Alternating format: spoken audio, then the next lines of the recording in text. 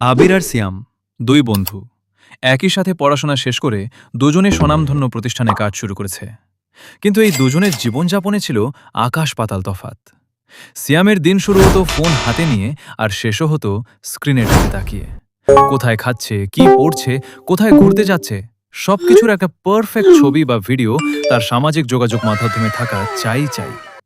এমনকি অফিসের ক্যাফেটেরিয়ায় কফি এলেও আগে কফির কাপের ছবি তোলার ধুম পড়তো। কফি ঠান্ডা হতো, কিন্তু ছবিটা হতো পারফেক্ট। লাইক আর কমেন্টের নোটিফিকেশনেই যেন আটকে ছিল তার সারাদিনের আনন্দ ও মানসিক শান্তি।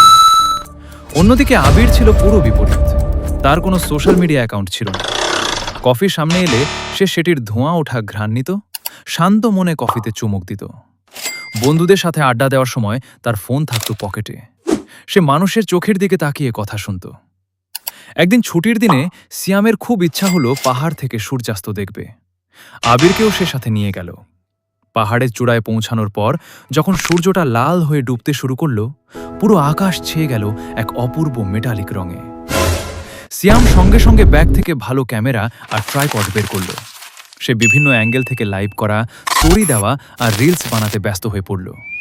কোনো ফিল্টার ব্যবহার করবে, কি ক্যাপশন দেবে, এসব চিন্তায় তার কপাল কুঁচকে ছিল। কিন্তু আবির পাহাড়ের একপাশে চুপচাপ একটা পাথরের ওপর বসল। সে ফোন বের করল না। হাত দুটো হাঁটুর ওপর রেখে শুধু অপলক দৃষ্টিতে ডুবন্ত সূর্যের দিকে তাকিয়ে রইল। তার মুখে ছিল এক অদ্ভুত প্রশান্তির হাসি। পাহাড়ের কনকনে ঠান্ডা বাতাসটা সে নিজের গায়ে অনুভব করছিল। পাখির ঘরে ফেরার ডাক শুনছিল। বাড়ি ফেরার পথে গাড়িতে বসে সিয়াম বিরক্ত হয়ে বলছিল, আজকের সূর্যাস্তের ছবিগুলো ঠিকমতো হলো না রে।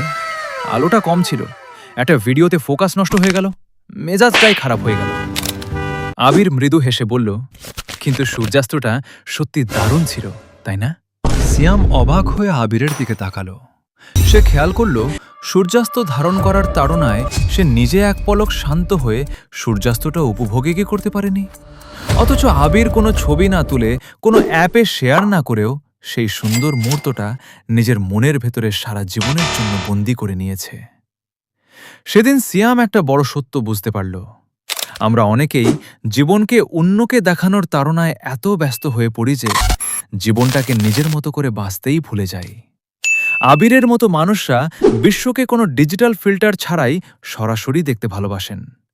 সোশ্যাল মিডিয়ার লাইক বা ভিউ সাময়িক আনন্দ দিতে পারে, কিন্তু প্রকৃতির সৌন্দর্য, প্রিয়জনের স্পর্শ আর মনের আসল শান্তি কেবল তখনই অনুভব করা যায় যখন আমরা স্ক্রিন থেকে চোখ সরিয়ে বাস্তবের পৃথিবীতে বাঁচতে শিখি।